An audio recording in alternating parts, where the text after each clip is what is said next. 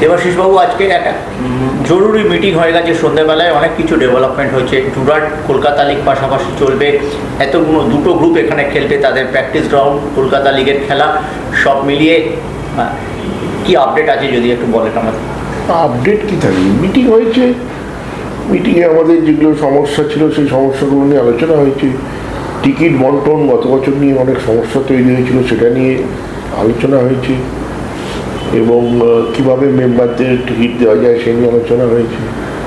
আমরা টিকিট পয়সার মাধ্যমেই আমরা কিনতে চেয়েছি, যে আমাদের কিন্তু আগের বার আমরা পয়সা দিয়ে কিনতে চেয়েও টিকিট পাই। তো এবার সেই জন্য অ্যালট করা হয়েছে যে এতগুলো টিকিট মোহনবাগান, আমাদের মেন খেলা হচ্ছে মোহনবাগান ইস্টবেঙ্গল ডার্বি, যেটা এক গ্রুপে আমাদেরকে ফেলা হয়েছে, তাহলে ডার্বি হবে।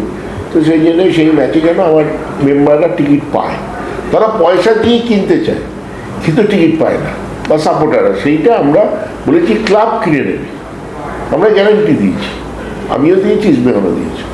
তো এই টিকিট বন্টনের ব্যাপারটা মেনলি সলভ হয়েছে।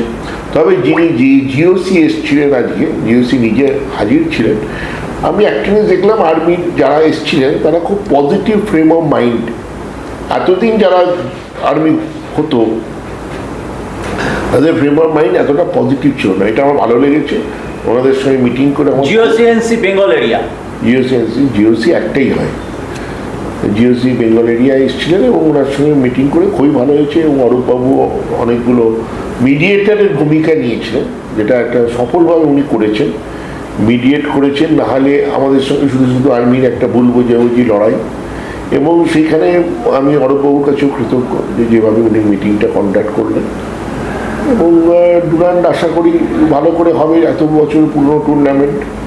তো অনেকগুলো সিদ্ধান্ত ওরা বলেছে, কিন্তু সেগুলো আমি বলতে চাই না, ওগুলো আর্মির তরফ থেকেই আপনারা জানতে পারবেন।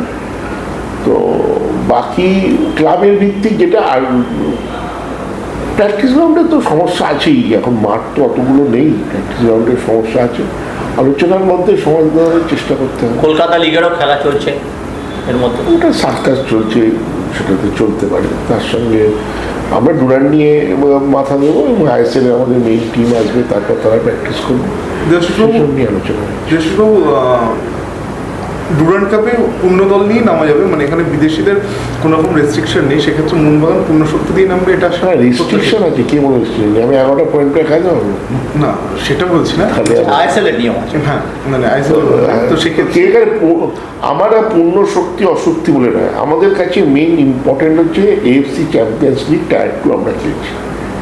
আমাদের কোচ যেভাবে সিদ্ধান্ত নেবে, প্রত্যেকটা টুর্নামেন্ট আলাদা আলাদাভাবে আমরা চিন্তাভাবনা আছে, যেভাবে টুর্নামেন্ট চিন্তাভাবনা আছে।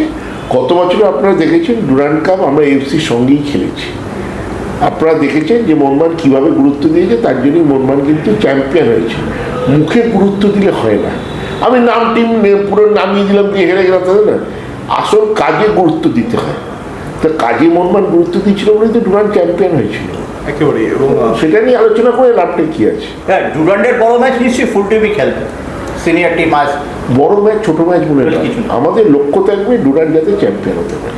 ডুরান্ডটা কি আপনার, যেহেতু 15ই সেপ্টেম্বর খেলা আছে চ্যাম্পিয়ন্স লিগ শুরু, প্রথম ম্যাচ, এশিয়ান চ্যাম্পিয়ন্স লিগের একটা প্রিপারেটরি টুর্নামেন্ট আপনাদের কাছে?